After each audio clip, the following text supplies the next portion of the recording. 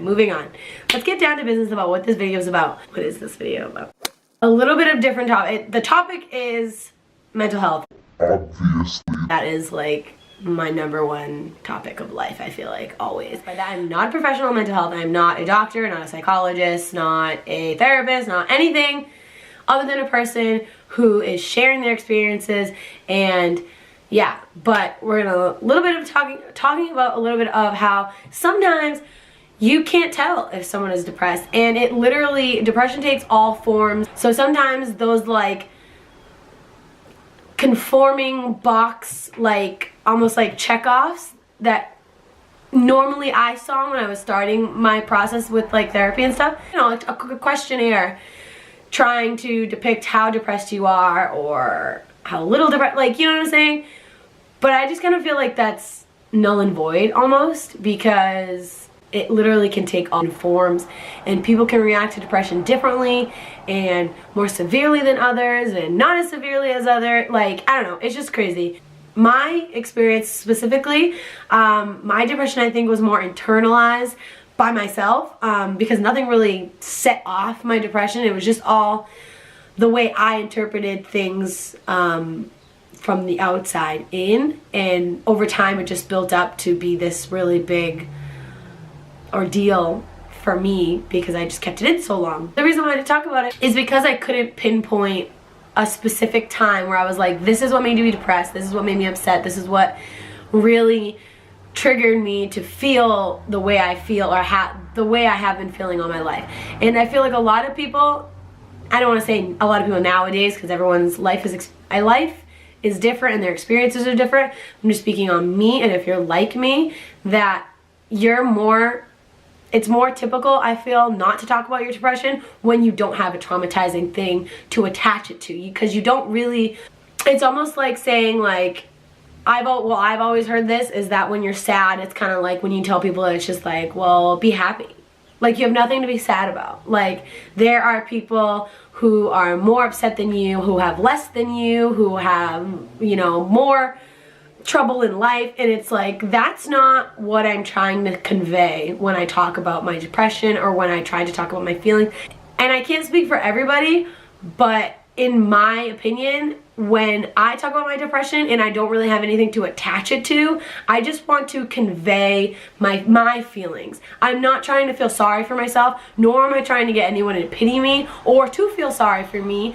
I just need to express myself because my feelings are valid. And that took me a long time to realize that just because something didn't traumatically happen to me to make me feel this way, that my feelings are still valid, in the sense that I can talk about them and get help with learning how to deal with them, seeing as I didn't really learn how to deal with them when I was younger. So going back to I guess like the signs people might think that depression is associated with. Yes, depression can be associated with being bedbound and not wanting to get up and not wanting to do daily tasks, not wanting to go to work, not even literally get up and eat or shower or like anything. Like, you're literally just bedbound. You don't want to do anything.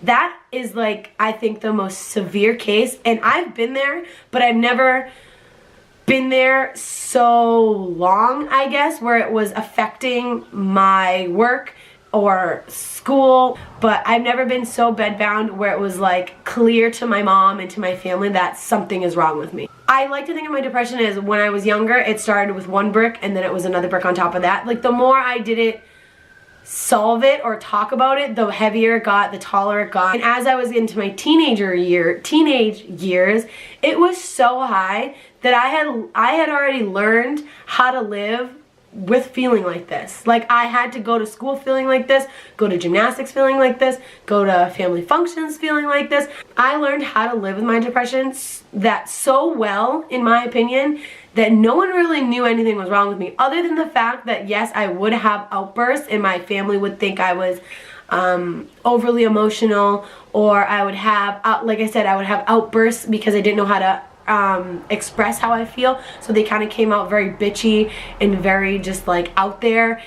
And they just kind of thought that I was growing, or I was going through puberty and I was being a teenager, that they just kind of thought, well, this is what teenagers do, this is how they act. My mom thought the same thing. To them, I wasn't really acting out or acting strange.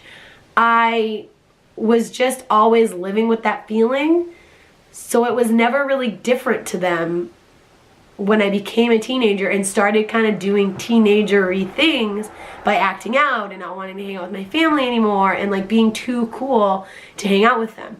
And I don't blame them, because this is why I go into, you can never know what someone is feeling, what someone is going through, especially if they're kind of like my case, when they've already been kind of living with it for so long that it's not really anything new to them.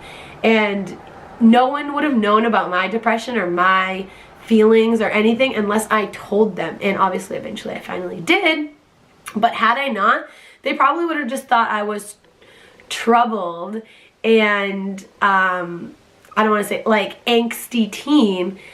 So I feel like those little bubble or those little categories that they want to put depression into, like when you're depressed, you feel like this, do this, say this, and act like this. Those are valid, but they're also not all of the things that you could be doing when you're depressed. Now this brings me on to the next topic by people can be depressed and smile. I know, it's weird. Weird concept. People who are depressed can still go out. They can still have fun. Like I said, depression takes all forms. It all just depends on what triggered your depression, how depressed you are, how long you've been feeling like you've been living with depression. For me, living with depression for a very long time, I could go out and do things and seemingly normal and seemingly happy. And that didn't change how I felt when I was alone in my room, or how I felt about my relationships toward others, or my relationship toward my family, or my relationship with myself, honestly. Be kind to others. You will never understand what other people are going through. You will never understand the signs of depression, because everyone does it differently. My family couldn't even tell. My own mother could not tell. I live so comfortably with my depression that it's hard to see. It's hard to know unless I talk about it. So if I can do it, and there's what, a bajillion fucking people in this world, trust me, there is someone in your life that is depressed or is feeling depressed, but they're so comfortable with it that they can still achieve daily tasks and eat and do regular normal things and still be depressed. If you are one of these people who is so comfortable with their depression, but you haven't sought help yet, and you feel seemingly normal, or you don't think that your feelings are valid to be talked about, or you feel like myself that nothing traumatic happened in your life, so you're not worthy to talk about your feelings, cut it the fuck out, okay? Everyone is valid to their feelings. Every single one. Okay? No matter how little, no matter how big, your feelings are your feelings, and that's that. I truly and honestly believe it takes professional help to deal with your depression. It takes work, it takes self-reflection. Self-action is how you deal with your depression. You can't magically appear it away. You can't go to one therapy session and expect it to go away. You can't go to therapy, not listen to your therapist's advice or their opinions, and expect that you're going to be okay just because you go to therapy. Help yourself. This is your life. If you want it to be different and to be better, you need to do it. You can't just drink a bunch of water and be good. You can't just work out every day and be good. You can't just go to therapy once a week and be good. It takes time, it takes patience, it takes practice, but never give up on yourself, because you are your best friend. You will be here for the rest of your life. You are the person that you spend the most fucking time with. You are the person that you spend the most time with all your life. Love yourself. Be your friend. And if you don't love yourself, learn to love yourself, okay? These are all things and practices that can be taught. You can practice them. Do them. Do it. I'm not saying it's gonna be easy. It's gonna be hard. It's worth doing, because when you find your groove, when you find your practice, when you find what works for you and what keeps you sane and happy, you will feel like the stars are aligned, like the universe is on your side. Let's leave you off with this. Be kind to one another. you will never know what is going on with someone's life. If you feel depressed, if you feel like you need to outsource and get help from people, get help from people. Just do it, okay? Your feelings are valid. They will always be valid. Someone out there understands exactly what you're going through. Find your people, find what works for you, do what makes you happy, read some books, journal, there are so many practices out there that you can do that are benefiting your self-love, your self-confidence, who you are as a person, and one of those things will help. Or maybe all of them. I don't know. But it's worth a fucking try. Thank you for watching this video. I hope this gives you the confidence you need to seek help. I hope this gives you a little bit better of an understanding if you have a loved one going through depression.